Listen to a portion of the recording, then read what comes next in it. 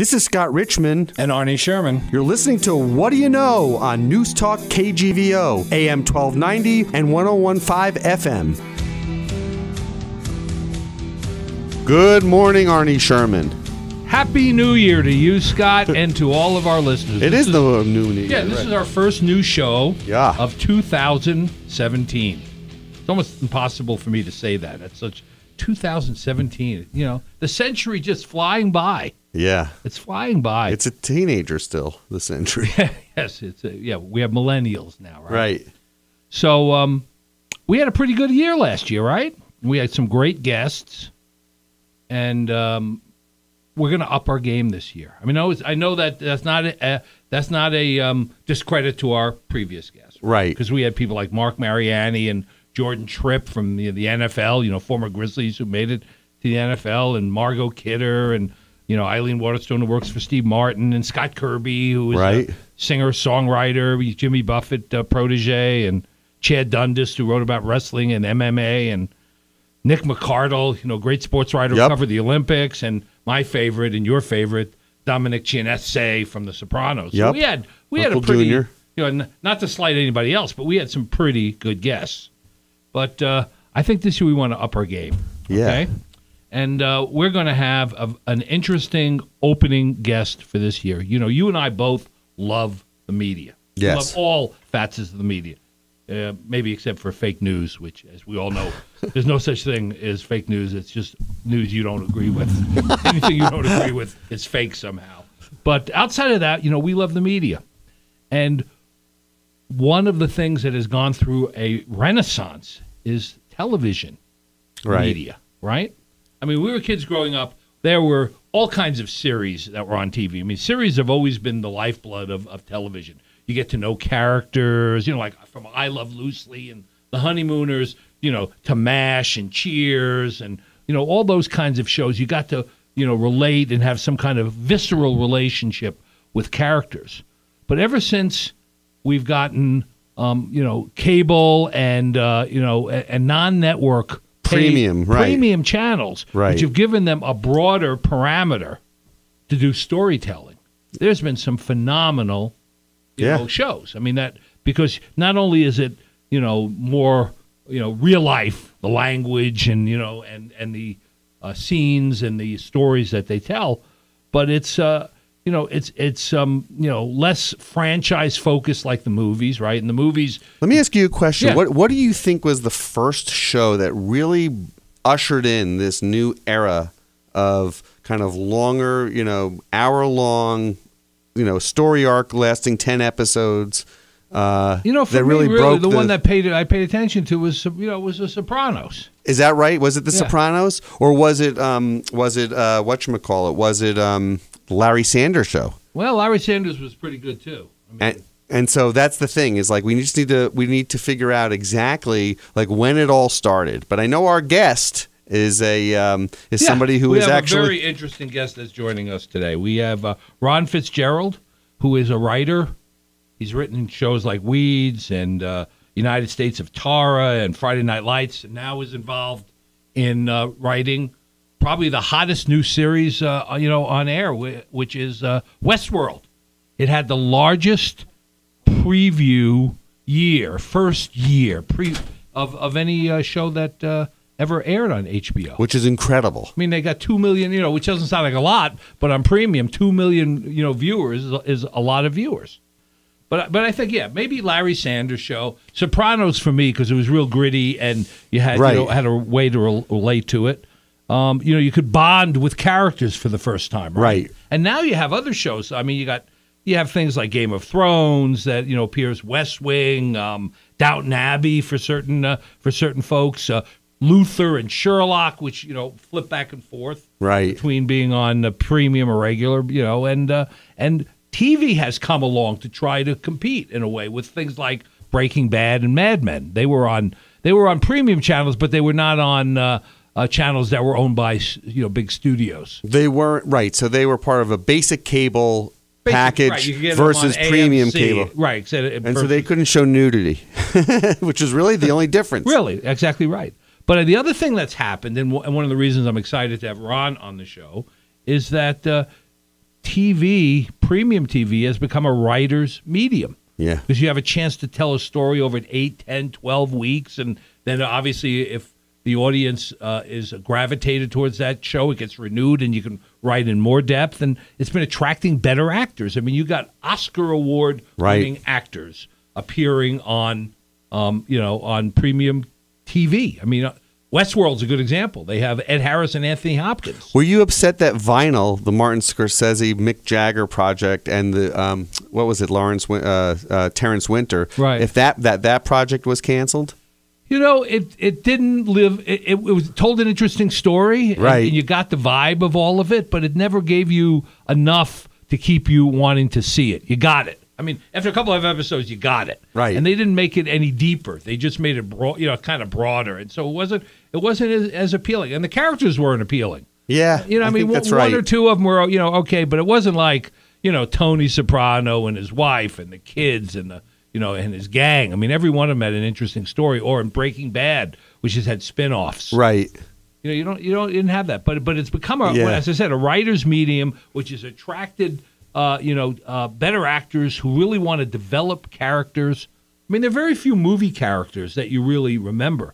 There are lots of movies out there, and there are people that, if there were a one-shot deal, if it's a one movie, there are not that many that stand out. I mean, it was more than a one-shot deal, but Hannibal Lecter, right? Forrest Gump. Right. But then there are a lot of movies like The Notebook. You don't really remember the characters so much. You remember the story a bit, But here, you really get to know these people. You get invested. Want to know what happens to them. Yeah, and it's also created a new activity in the home, binge viewing. Yeah, of course. If you haven't watched a series and one of your friends or buddies says, hey, you got to watch Westworld, right? You're going to go find it and watch 8 episodes. You're going to spend 8 hours watching it, right? It eats up a weekend pretty quickly. Yeah, a weekend and a lot of potato chips. So I'm excited to hear because there's a lot of issues for me in understanding. Do you write for characters? Do you write to expand the plot? I mean, if you're an ongoing writer in a series, do you write for the actor? I mean, do you customize the character for the actor? Or I mean, I don't know how it happens. I don't know how it develops. For example, we always go back to, I harken back to Sopranos. Tony Soprano in the first episode wasn't the guy he was in the last episode. Right.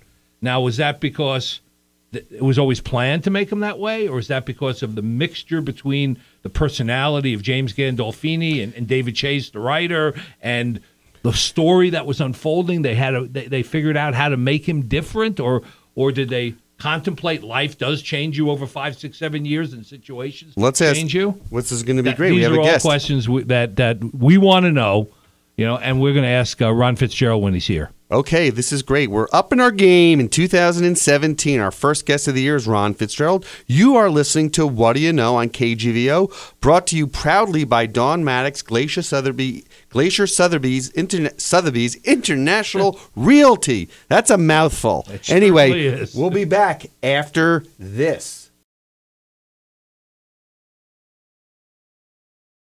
We are back with What Do You Know? Our guest is Ron Fitzgerald. We are brought to you in part by Dawn Maddox, Glacier Sotheby's International Realty. Ron Fitzgerald. Ron, good morning. Good morning. So let me tell you right off, what is the Montana connection for you? Oh, the Montana connection for me, it really is Marcia Norman. Her brother, Stuart, lives here. She was my teacher at Juilliard. So she said, hey, kid, they're not doing any blue-collar plays in New York. Why don't you come on out to Montana and maybe meet some people who might be interested in what you're doing? And that's how it all started. So at Juilliard, what were you studying at Juilliard? Playwriting. Really? Yeah. So this has been it for your whole life. I mean, you were into this and early on. Yeah, so I failed spectacularly at every other attempt to actually earn a living.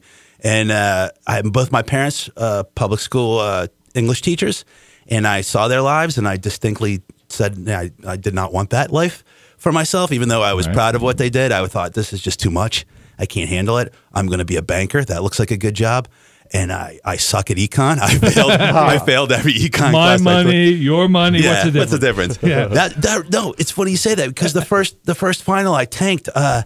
They were like, oh, did you get the question about the oranges? I was like, yeah, oranges, no problem. They're like, well, because the California orange is the Florida orange. I was like, oh, crap. Yeah, that's enough. Yeah. That's too much. So I can read books and I so can when type. did you know that you had a career that would earn you a living in this business? It's a very competitive business. Everybody thinks they have a good idea, right? Yeah. Everybody you run into says, I got a great story idea for you, Rod. Yeah. But how did you know that you had a career in this? I didn't know I had a career until after the writer's strike of 2007. That was my first job working on Weeds. Up until that point, I thought I'd probably made a really bad mistake with my life. I was glad that I'd acquired a master's degree. I was like, okay, I'm going to end up being that teacher that I didn't want to be. Right. And I'm like, I'm going to do a great job at it. And then I had a play produced in New York, and all of a sudden things started to change. And I found myself in California working on Weeds. And then, of course, we went on strike immediately. Right. So I'm out there in California. I just finally get my first job working on Weeds. Great show, great people. And we go on strike, and my roommate at the time gets me a job back in construction. I'm painting fences, eating peanut butter, drinking out of the spigot on the side of their house. You know, like I was broke again. But how did you get a play produced on Broadway? I mean, it was in Broadway. New It was York. I'm sorry, New York. But that must have been that wasn't easy. No, it was. I mean, I was in there, been in, kicking around for 13 years at that point, through school and stuff. You know. And then Michael Imperioli, his little company, he and his wife Victoria. They have a little theater, Studio Dante, right by the garden there, and I was very, very fortunate. Changed my life. They decided they wanted to produce this little play, and we had just an amazing experience, amazing cast, great director, great little theater. What year was this? This is 2006. Okay. Yep. And then coming out of that, so Mike was all hot into Sopranos at that point. Oh my God! I mean, yeah, he was of course, the hottest of course. thing The ending, on the planet. of course. Around the end. When did it end? 9? I think I thought 9 or 10. Yeah. Wow. Yeah. But that's a huge break because then you go to California and then you're unemployed. Then I'm out of work again. Yeah. That's amazing. Yeah. And then, so they want you to go. I'm not even in the union yet, and they want you to go down and walk the strike lines and stuff, which I would do because it was free pizza and I was broke. So I would go down there. I'm like, what are we striking for? Pizza. Pizza. Like, I don't know. I didn't want to go on strike because I just finally gotten a job. Right. That was the last thing I wanted to do. And then the strike ended. Yep. And you went back to work. Back to Weeds. Yep. And how many episodes did you work on? Oh, gosh. Well, 3 seasons. So that's like, we did 12 a season. Is that right? So, So a question that I have related to Weeds and also the other series.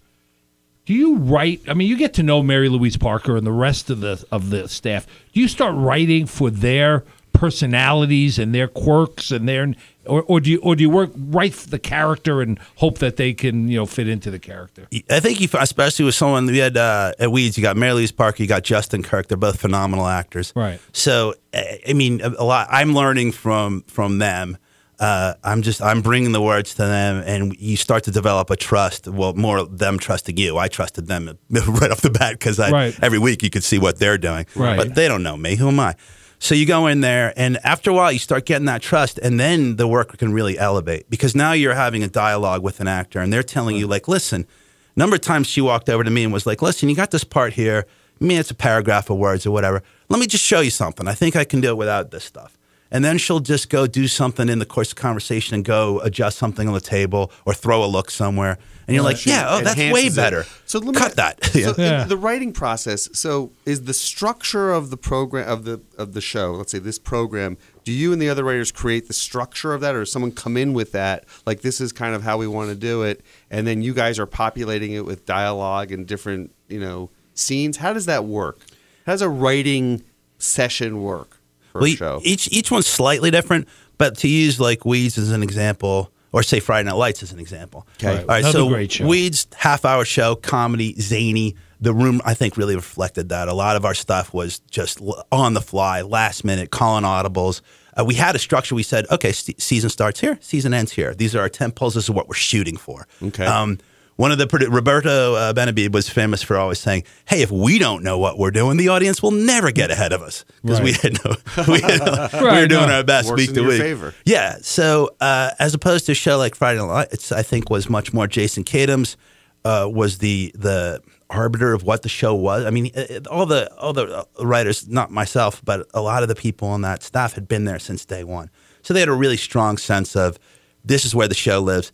This is where the show doesn't live. Okay. I can give you an example of some of the terrible pitches I made that got killed because it was not the show, if you want. Right. But that's like you have somebody there who goes, this is where we're at. This is not where we're at. And then as a group, we come together and we go, okay, so great. as a group, do different writers say, well, for next week or for the for the 6th episode, we should focus on this, and then someone shoots that down, and somebody else says, well, what happens if we lose a football game this week, and blah blah, and then people decide that that's going to be the piece of the plot that carries the show, and then you write for that. Is that how it works? Yeah, pretty much. You start again with a tentpole situation. Season starts here. What if the team goes undefeated this year, or what if they get all the way to states and lose, or what if they get to states and win?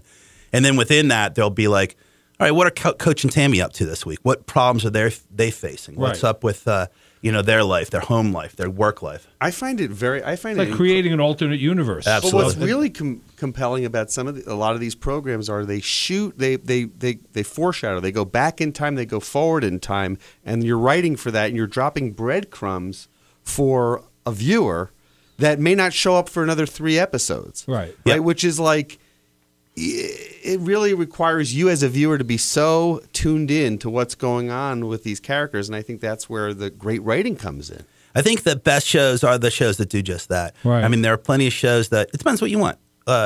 People consume the heck out of procedurals. I mean, they love NCIS and all those. Right. Things. They love them because every week you're solving a crime, you're going to catch the serial killer, you're going to do whatever. Something that's more of a show about a life, like Friday Night Lights or something like that. The more we as writers know about that world going in, the more the details you can add. That's what people can connect to, because you're not connecting to some whodunit. Right. I'm not following clues, nuance. but the nuance of a life, the nuance of Coach and Tammy's relationship, of watching Julie grow up, that kind of stuff. If we're doing our jobs, we've really thought about what are the key moments in that, in that world. Right. And how can we set them up so they really pay off in episode 8, but you go, oh my gosh, for 7 episodes they've been doing this and it led to this point. You know what I mean? Or in the case of, I would say, that series ender, for Coach to sit there and say, well, now it's your turn. Like, that was something that had to be, we were thinking about very early on. Like, when does this come? When's the right moment? When can he get to this place where he goes, you know what? You've been Mrs. Coach for a long time. It's time for me to, be Mrs. Tammy or whatever. right, exactly. So, you go on to do United States of Tara, and you're doing Prime Suspect and Last Resort. How did you get affiliated with Westworld? I mean, it's the hottest HBO. It had the best first year of any show on HBO. How did you luck into this deal? It was there's always luck, right? Luck and preparation, I guess. Yeah. And perspiration. Yeah, right. I had a deal with HBO in place. I'd had a 2-year deal and then a 1-year deal, and that deal was coming up. I had been working on a project with Guillermo del Toro, and Kate Blanchett was supposed to be in it, and it was this 1946 Los Angeles noir kind of really creepy, cool thriller. The way he directs. So it's going to be awesome. He's fantastic. So we worked on that, and then schedules start to get pulled in different directions, and things can't be done in the time frame that you'd like them to be done in. And I was looking around at HBO. I'm like, I don't know, should I be on my own way? I have pilots of my own that I'd like to pursue, stuff like that. And we have a great relationship. So they didn't particularly want me to leave. I didn't really want to leave. And they were like, well, how about meeting on some shows? I'm like, yeah, great. Whatever you want me to meet on, I'm happy to do it. And they're like, what about Westworld? And I'm like, Westworld, the Yul Brynner thing? Yeah, 1973? Yeah, I mean, he's dead. Yeah, the robots go crazy and then they go crazy. Like, what's the deal with that? And I went in to meet with Jonah Nolan and his wife, Lisa Joy, and I watched the pilot. And they're the executive creators. Well, J.J. Abrams is like, and those two, they are like the creators of the show. Right. Jonah and Lisa Joy are running it day to day. They're there day to day. Right. Yeah. J.J. Abrams is like hot, golden, right? I mean, like white hot. Quick question though, as you're talking about going into HBO, hearing about show ideas, you have an agent, right? That's working with you. Is he with you on these meetings? He's just setting them up and making sure that he's keeping the trains moving. Yeah, he just throws me in the pool. He throws you in the pool. Hopes for the best. Just keeps you busy because it's to his benefit to keep you as busy as WME? possible. Mark Corman at WME. He's awesome. Larry Schumann is my manager, and he's great. And these guys, we've been together a long time, working on this stuff. I mean, people haven't even realized that as a writer, you have an agent and a manager and all of that to handle all the side of this. I have a question because you seem such an affable, nice guy. Like, that's very helpful. I'm imagining when you walk into a room with other writers or other executives, and they're like, "This guy's great to work with." I mean, that's just not just your talent, but your demeanor, your style, demeanor. your personality. I think that's, for me, it's a big part of it, just because those are the kind of people I want to be in a room with. You spend a lot of, you guys know how it is. I mean, Right. you spend a lot of hard hours with people, and there's a lot of stress and stuff. And if you're working with someone who's going to let that get to them or take it out on other people or be difficult or whatever, life's just too short. Right. No one, I would say, people might argue with me, I would say no one is that talented. No one is so talented that you need to put up with awful human behavior. You can put up with quirks. Sure. People get stressed out. They work hard. And, stuff those like awful that. people are well known, and, people sometimes have to work with them, right? Yeah. I mean, that's just So the way you're it in the goes. meeting, you get to see the pilot, and what do you start thinking? I go, this is not at all what I thought it was going to be. And did the This is pilot have something Anthony different. Hopkins? And, Oh, yeah. I mean, you got two of the greatest actors living, Ed Harris and Anthony Hopkins, Yeah. in a pilot. Jeffrey for Wright's no HBO. slouch And Jeffrey either. Wright, I mean, and geez. John, James Madsen, Yeah, oh my God. and Evan Rachel Wood is Evan incredible. Rachel. I mean, they're all Tandy phenomenal. Newton's incredible. I mean, yeah. I mean, they got a Great show. phenomenal cast. No. So you realize this is something great. Yeah, from that moment, you basically go, okay, this isn't just some retread of the movie. Right. This is there is a philosophy at work here. There is something really interesting that these guys are exploring here, and I want to be a part of it. And especially like you're just talking about that cast. You look at that, you go, man, do I want to write for those people? Right. That's what I'm thinking. How could you not Yeah. want to write for Anthony Hopkins and Ed Harris and the rest Oh my of these gosh. guys? I was taken. I got to say, I was probably because those guys are known. Like, look, Ed Harris. I'm a theater geek. I'm like, man, I want to talk to him about Sam Shepard Plays. Right. I want to talk to Ed Harris about this stuff. Evan Rachel Wood for me was like when I saw her and Tandy Newton, I was like, whoa, who are these guys? I mean, she is bringing it. Right. So that just the balance, balance You of don't this realize. cast I is mean, really. obviously, she started off as a child actress, Evan Rachel Wood.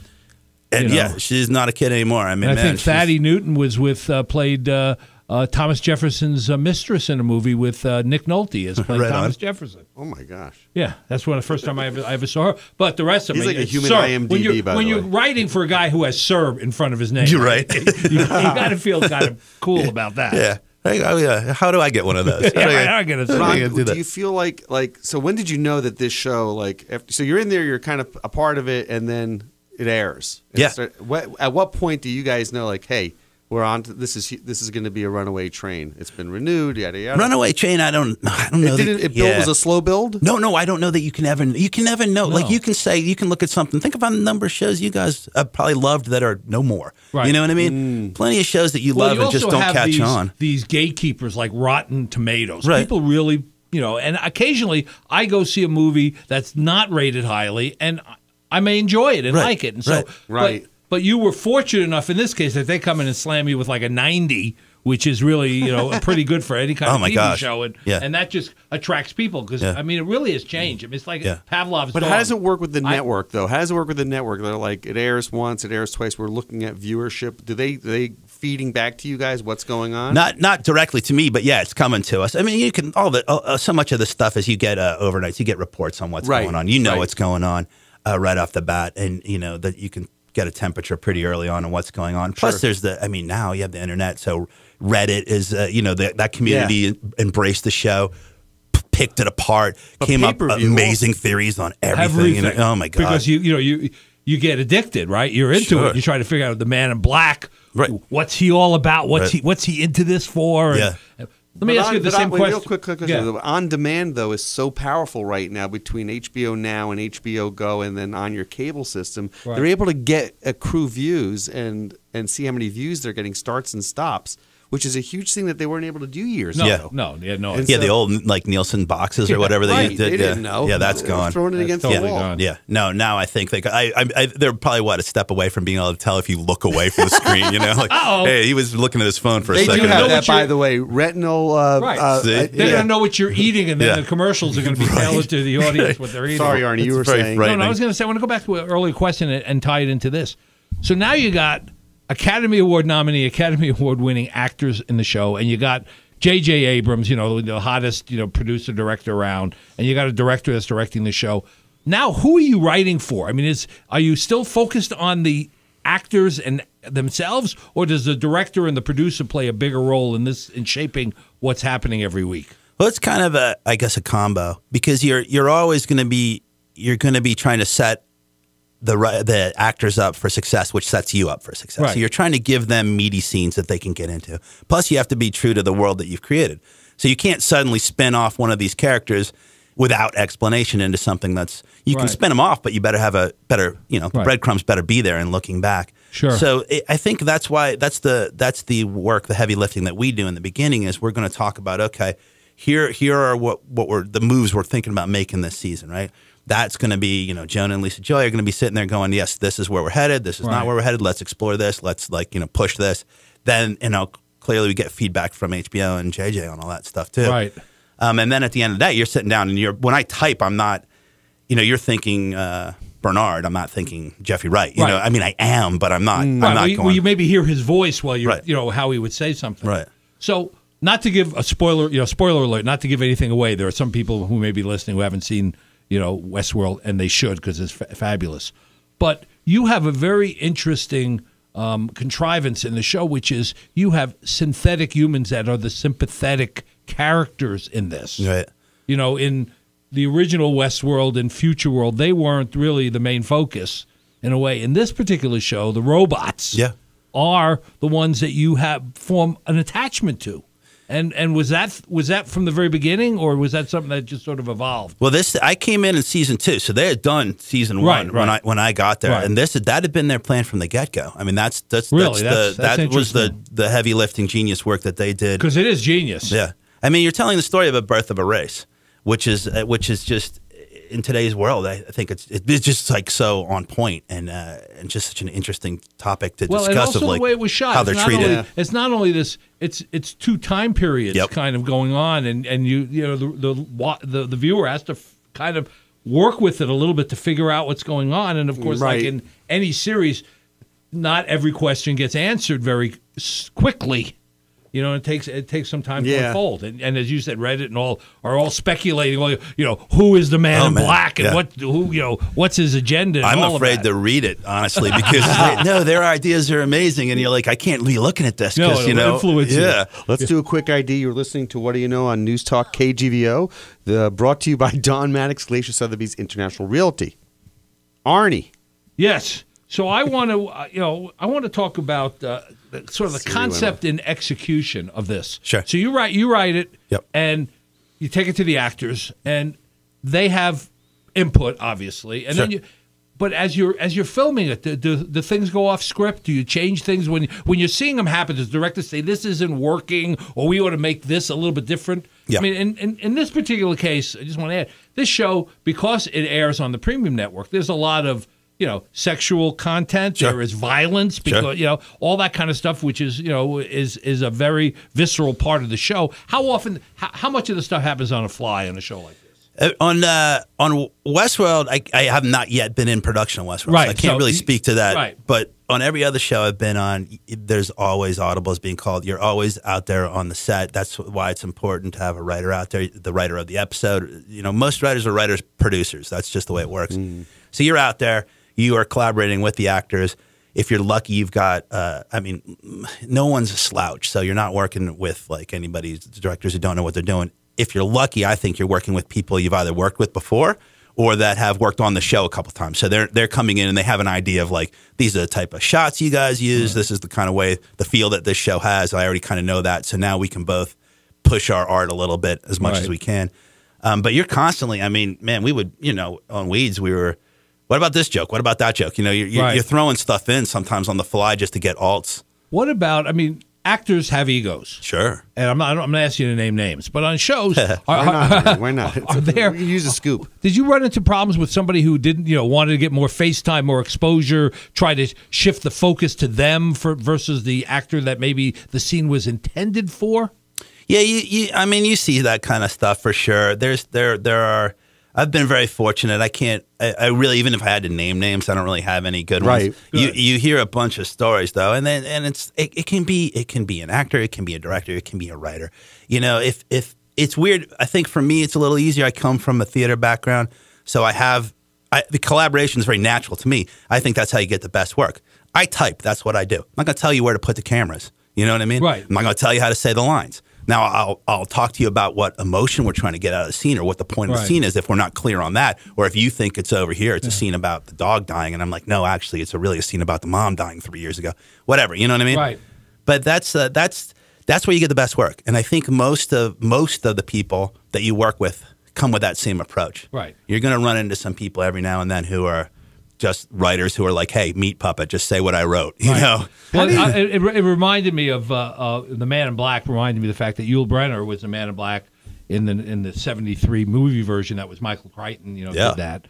And he was the Man in Black prior to that. I mean, that was based on his character as Chris in what do you call it, Magnificent Seven. Yep. And I remember from Magnificent Seven that there was a big conflict between Steve McQueen and Yul Brynner because Steve McQueen was not the top bill, but he had a huge ego, and he was trying to get the camera to give him more exposure. So a couple of things that happened in that production that drove Yul Brynner crazy. Mm-hmm. There's a scene where they're riding down the street for the first time together, and it begins, and Steve McQueen, unscripted, takes his shotgun shell and starts shaking them and making noise, and so the camera kind of focuses on him. And then every time Yul Brynner's speaking, Steve McQueen is messing with his hat, adjusting his doing stuff, doing stuff. He's screwing around with Yul Brynner. And it just drove him crazy, And when you're up and coming, I mean, you got a lot of established actors in this case. Sure. You do have a lot. You got Jeffrey Wright and all these. I mean, you got a lot of people that would want to make sure that their character gets the exposure it should get.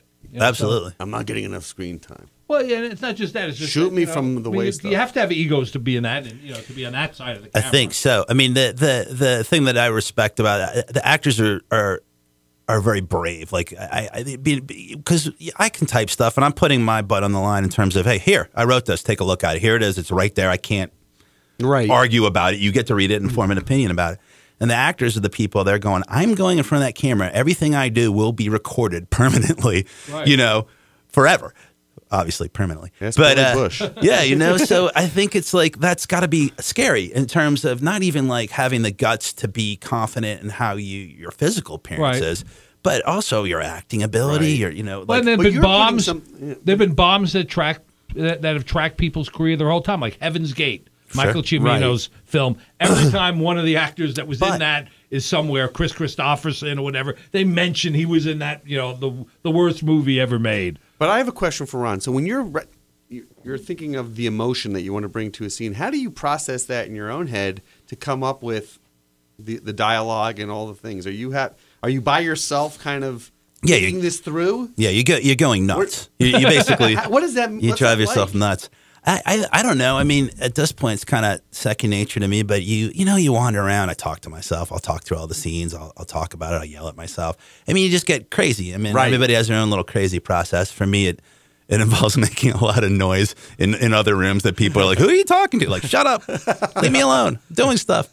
But you're working it out. Yeah, I think you got to go. I think I don't know much. I mean, I don't know what each individual actor's process is.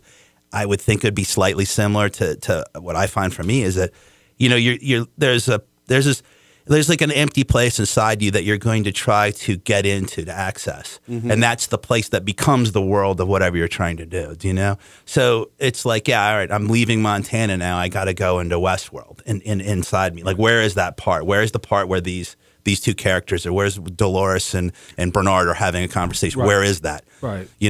So, and that's where you try to get to, and then at that point, I'm really just trying to be like, okay, what have these people been through? And what then happens when you can't access that? By the way, a writer's block, which is real, right? That happens. Knock on wood. I find for me there are basic questions I can always force myself to go back to. If I get stuck, I'm in a scene and I don't know what I'm doing. I go, okay, well, what is the scene about? Like, where does it start? Where does it end? Who's the main character in the scene? What do they want? Why can't they get it? If I can answer those questions, I can write the scene. Do you know what I mean? And you can get more detailed on aspects of that little. But it's a real simple little whatever. Vignette. Are you able to write about something else when you're working on Westworld? Can you still go and work on a screenplay or work on a show play or something like that while you're doing Westworld? I find it. I can't. I'm not good at that. I find it really difficult for myself to be. I like to be immersed in the thing I'm doing and put my full focus on that. I find it. There are people who can. I'm not so good at it because one will bleed into the other. And I don't want that, you know? Is there a difference writing for a play that's going to be performed live in a theater and writing for a series in terms of how you go about doing it? Is there any fundamental difference, or do you write sort of the same way? I think there's certainly different like engines. Like if you're going to write, you're writing play, you're like, well, I can't change the scene every 2 minutes or every minute and a half like I could. I can't bounce around. So you're going to have to be, well, there better be a pretty good reason why these folks are in this room and why they're not leaving if they don't like each other, and why things don't get resolved, which would then end it, right? Right. Hey, great cake. Yeah, it is great cake. Well, man, the season's over, you know? Right. So like what? You know, that I think that's the difference. Is a big difference is in when you're working on theater, the engine's just a little different. You doesn't quite have that same. Some theater does that same propulsion, like Mamet clearly, like his stuff, a lot of propulsion there. But you still have to orchestrate those moments. Why are we going to stay here? Why am I not? I can't get up. I can't change the channel. I can't do this. So you better get the hook in. You made good. an interesting point when you talk about Mamet. He's always action. You don't have these long laboring scenes of people sitting around kind of anguishing. I mean, there's always action and activity going on. Yeah, it's very like direct. American Buffalo, for example, we mentioned that. We talked about that with Al Pacino. I saw it at the Circle in the Square Theater. It was like an explosion, the play. It was just unbelievable. So let me ask you this. What is the most frustrating part of what you're doing, and what's the most rewarding part? That's a good question. I think the most rewarding part, I'll start with that one. That's getting to do it. I mean, that's it's the collaboration. I love being in the room. I love solving the problems. I love working it out, coming up with the ideas, helping to navigate, opening up new doors, and just like that part is really exciting because you're in a room full of very creative people creating. So that's like the best part. The most frustrating part is probably. Going to get me fired. It's the note process because it's hard when you have this close knit team, right? Then you build a trust. So even just to use Weeds as an example, you build a trust with Justin, you build a trust with Mary Louise, Kevin Nealon. You're building trust with these people, right? Because you've worked with them. Right. So now you have, but then when you have to take notes from outside that close group, like you're not even like your fellow writers and producers, we all know what's going on. There's a trust there. If somebody has an awesome joke, hey, great, let's put it in here. Let's take the best idea.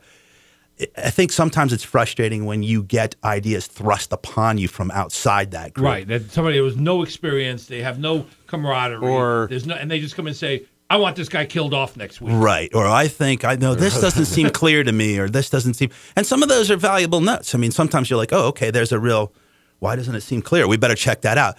But I do think there's sometimes if there's an insistence of dealing with something that you as a group, now I'm not even saying me versus somebody else, me versus Showtime or whatever. But if you as a group kind of be like, well, this isn't a problem, like we aren't worried about this, but you have somebody that's going to lead the charge in terms of pushing back when need be. It's not you guys. No. It's the producer or whomever. Well, here's a great example of when we did Prime Suspect. Right. So they buy Prime Suspect. This is already a hit in England. It's a well-known show, Helen Mirren. I mean, it's it's so that there's a template there. You bought that. You're putting on Prime Suspect, not Lady Cop or whatever. Right. You're putting Prime Suspect. We get a great actor, Maria Bello. She's going to be kick butt. You got Alexandra Cunningham writing this pilot. She's amazing. Pete Berg directing it. Great. Amazing cast. We go in to do the show, the American version of Prime Suspect. But I would say we could never. I don't think that's what the network wanted. They wanted a different show. That we started off getting notes like, oh yeah, it's not going to have to be a weekly crime of the week because Prime Suspect was like one crime for an entire season. Right. So like, oh okay, and then that started getting changed. And then one week would be it needs more action. Then the next week would be, oh hey, you know what this is? This is a it's a character thing. We need to spend more time with our group of awesome characters. So that one was really difficult because I think that you bought a thing, everybody knew what it was, but you want to immediately change. You don't want her to be an alcoholic. Well, that was a big part of the original. You don't want there to be her having to push back against sexism at her workplace. Well, that's a huge part of the original. So when you start peeling those things out, you're like, well, why did you buy this? Like, what was it about? Right. Was it just that a woman would be a homicide detective? Like, is that what you wanted? Is that what you wanted? Because that's that's a story, and we can tell that story. Right. That's not the story of Prime Suspect. Or they didn't want it to fall into the hands of the competitor. Sure. Right? Because somebody was exactly. breathing. Well, HBO or Showtime, since those are, or Disney, right? Because you work for all three, right? Was Friday Night Lights, what was that? Well, Friday Night Lights, ABC? when I was on it, ABC, it was, it was NBC, NBC? and then DirecTV. Oh, okay. Like, and they co-produced So it. how does it compare working for one versus the other? And you're not going to get in trouble. But I'm just curious. Sure I am. What are the benefits? What are the high notes of working for a Showtime versus an and an HBO and an HBO? Yeah, well, there's certainly more Showtime HBO. There's more freedom in terms of obviously language, subject matter. You can do that kind of stuff. Although I would say that network is really opening up. Well, Breaking Bad is going to have or Sons of Anarchy, or FX is really pushing it. Mad Men pushed it. I mean, so there are plenty. I think what I really learned on Friday Night Lights was that you can have a great show in a network paradigm. If you're bold enough to do certain things, like to play to your strengths. Right. The strength of that show was the coach-Tammy relationship, and this mythology of this high school football town and all that. It's also another thing is there's a lot of times if you have the advantage that an HBO has and a Showtime has, I think a lot of times Netflix, Amazon, these other guys, is that you're dealing with the studio and the network are one and the same. Right. So you've removed one part of the note process. Right. Is there a in working in? Geez, I was just thinking about something. Arnie, go to you. Well, here's a question that I have. You write a play. You write a story. You don't necessarily have an actor or an actress in mind. Maybe you do, and maybe your voice is focused on someone. But you're coming into the second year of a show that's gotten rave reviews. And for example, in the case of the Man in Black, or in the case of Ford, sure. You're writing for that character, but at the same time, you're also writing for Anthony Hopkins and Ed Harris. Right. So how do you decide? I mean, you don't want to give them, inferior product. Yeah. I mean, two of the greatest. God help you if you do. Right. So how much you focus on? Well, I'm writing this about Ford, but it's Anthony Hopkins speaking. Sure. How do you balance that? I would have a hard time doing that. I'd want the character to go in a way, but then I'd be saying to myself, is Anthony Hopkins going to like that? Is he going to be able to do that? Is that something he's comfortable with? Yeah. Does that happen? It does. I think I mean, for myself at least, you have to put it out of your head, and you have to be bloody bold and resolute with what you're doing, and be like, I'm throwing this out there. I had to on Weez, I had to write. We had Albert Brooks, right? And I'm like, I gotta write comedy for Albert Brooks. Like, who the heck am I? Like, I can't do it. And then this one version, I did this scene that you don't understand the concept of nest egg, right? Like, you can't. How are you gonna mess with that? How are you gonna dare to say, oh, I think this is really funny, Mr. Brooks? Like, maybe you could say it in a more funny way or something. Right. I just think you are not landing my awesome joke. But I wrote like a 3-page monologue that was just silly. It was about some Civil War plates that Bubby had to send back or something like that. And thank God, in that case, like it may have been it's Albert Brooks. You could probably give him the phone book. It's going to be hilarious. Right. Yeah. But fortunately, the team in the room was like, Ron, that's stupid. We're not doing that. Go back and write something different. And then we ended up getting, I think, really much better and really good scenes out of it that gave him something to play. So does having a budget? I mean, this I would have to say probably that Westworld has the biggest budget of any show you've ever worked on. Yes, without a doubt. So does that give you more creativity, knowing that they can visualize some of the things that you're talking about because they have more money to do it? I mean, because their sets are amazing for the show. Oh God, yeah. I mean, certainly within the context of the room, you're in a different ballpark because you can be okay, and then the tornado comes and wipes out the Union Army, and they're like, cool, yeah, let's. And you're like, how the heck are they going to do that? Well, not my problem. But as opposed to like sometimes, I keep bouncing. Are you on the weeds, set by the way when they're shooting? I don't know yet because we're not there yet. It really depends on your other shows. Yeah, other shows.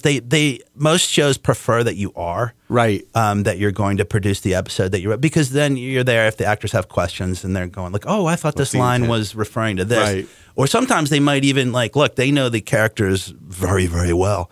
But they might say like you might have to say like, oh, this refers back to season 1 when you right, great, that kind of thing. Is there a show on any of the networks or a book or a play that captures what it's like actually to work on as part of a show as a writer? Gosh, I don't. That's a good question. One of the best TV shows I've ever seen about, but it's a theater show with Slings and Arrows. I don't know if you guys have seen that Canadian show. Fantastic.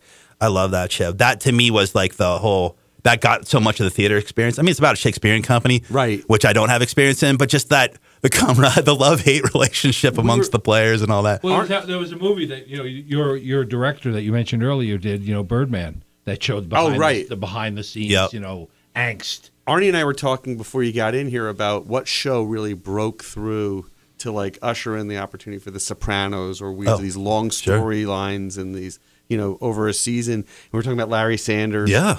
And that really showed an inside view, and it was actually funny. That's a really great example, yeah. Or episodes on Showtime, which is, I don't know if that's still on, but it was really good. Yeah. Hey, look, we're going to take a break. You are listening to What Do You Know? Our guest is Rod Fitzgerald. We'll be right back after this. Again, we're presented by Don Maddox, Glacier Sotheby's International Realty. Back after this. All right, we are back with What Do You Know? Brought to you by Don Maddox, Glacier Sotheby's International Realty. So, Ron, you have the overall development deal with HBO, right? Yeah. And so if you had your druthers, I know Westworld is a huge thing and it's great, but what would you be doing? Do you want to do your own series? Do you have your own idea about something and you want to have more creative control on creating your vision of something? Is that what you're leading to? Yeah, absolutely. I think everybody ultimately wants that. I mean, I've been very, very fortunate to work on great shows, have great showrunners to teach me kind of what's going on. At a certain point in time, it is, and maybe it's that theater instinct. Like, you are the lord of your realm when you're writing that play. I mean, it's your world, you created it, you're handling, the whole thing that's going on in it. It's not even that. It is that you want to go back. For me, it's more of a blue collar. I want to do more stories about that aren't on one coast or the other. Right. I want to do stories about people that work.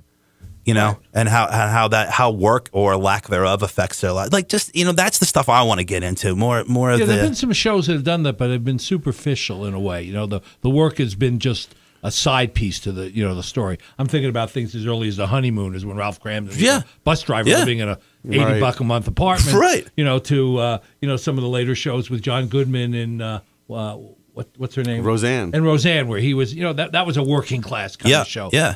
But I think that it would be interesting. Break out of the elite, right? And talk about the people that are actually working, and a lot of the concerns people had with the election were about that. Work and absolutely. Finding work. Yeah, right. I mean, that's got to be more relatable. So you're a writer, producer. Have you thought about directing? No, it's not. I've thought about it, but it's not. It's something I was very easy to stop thinking about because it's just I like writing. I like typing. That's what I enjoy doing. I like coming up with the stuff. I'm not a film aficionado. Like the shot when he tracks to me, I'm like, that's your job. You do that. You figure that out. I like collaborating with the directors. I like collaborating with writers. I mean, actors and writers, I guess. Sure. But I would rather have, for me, the people that's their specialty. You do right, it. but there's an ego piece to that as well. What happens if a director gets a hold of your piece and for you, butchers it as far as you're concerned? Ruins what you were trying to do with it. Do you look at it and say, well, I got paid for it and they can do whatever they want with it, or do you feel more viscerally like I got to make sure that doesn't happen again? Yeah, I think you have to be in a position to have an equal voice at minimum. You have to be in a position where I think that's why what I like about television as opposed to say film. Film, when you're hired to write a script, that's it. They own it. You don't own the script. You own nothing about it. So that gets taken away from you, and off they go. And from what I've heard, most of the times they don't want a writer on the set anyway. Right. You're just slowing things down. So that's film. So I don't really have, unless you are. I have plenty of friends who have the aptitude. They want to be directors. That's something they're good at, and then you can take your own screenplay and make the film that you direct. Great. Right. That's good for you. As far as television, for me, what I like about it is like there's such an immediacy. If something goes I think we were talking about Horace and Pete the other day, right? Right. I mean, you look at this stuff. He's able to. He did it himself. It's very small. It's very theatrical. It's a great piece. I mean, like that's the kind of thing I'm talking about. The subject matter there, something I can really sink my teeth into, and they're able to respond immediately to things that are happening in our world. So there's stuff about the election. They're like, boom. Right. It's not that lag. If you do a play, the gestation period. Yeah, sometimes it's 2-3 years to try to get a play mounted on. Like you go through the workshop. If it's a topical play, then it's lost, right? Then it doesn't have the same bite. But something like a Horace and Pete, while it's timeless too, right? I mean, that conversation and that storyline that they're having. Well, there's some things that are, but there are some things that are more relevant. Did you ever think growing up in Camden, New Jersey, and Philadelphia that this would be what you'd be doing? No. No, I did not. Cheesesteaks, Phillies, Eagles. Yeah, Right. but I did not. I really How had. many, just for our listeners, how many writers are there on Westworld? I mean, it's not just you. Westworld, there are 1, 2, 3, 4, 5, 6, 7. So you almost have to be like an pointing around a orchestra table. or like I mean, you have to all 7 have. How do you divide the work between the 7? Sometimes it gets broken out between episodes. So you'll be like, okay, Jonah and Lisa will know you're on episode 1, you're on 2, you're on 3, whatever. And then we're all in there doing the stories every day, pitching ideas, doing all that stuff. And then people peel off as needed. Like, okay, we need you to go off and do the outline for this. So, go and ahead. who has ultimate approval? I mean, is there an editor? Well, it's Jonah and Lisa. I mean, you mean in like the showrunners have the ultimate approval in terms of, yes, we're going forward with this idea, or no, we're not. Right. But on each episode, like on the first episode you're working on Westworld for the second season, which won't be till 2018, Right, I know, yeah. But does somebody finally review it and make final changes? Oh, yeah. That's going through Jonah and Lisa. That's always going to be their They're the arbiters. Right, they're the arbiters, just to make sure they're sort of like the Sanders. They smooth it off. Exactly. So that the piece fits into the rest of it. So it's not herky-jerky. Exactly, and unfortunately, we're out of time. I mean, we have an hour show here. Hey, Ron, I got this idea to pitch. All right, let's bring it on. Let me call my agent. Yeah, call your agent. Perfect. This has been really terrific. We really appreciate you coming in. Thank you so much for having me. Launch the new year on our show. Thank you so much, Ron. Great guest. We'll hopefully come back again. All right. Happy to. Arnie, I'll see you next week. Okay, we'll see you. Take care. Then. Thank you for listening to What Do You Know? I can't wait for the next show, Scott. I'm excited too, Arnie. If you'd like to suggest a guest, send me an email at scottrichman@townsquaremedia.com. We'll see you next week. And thanks for listening to Newstalk KGVO, AM 1290, 1015 FM, and newstalkkgvo.com.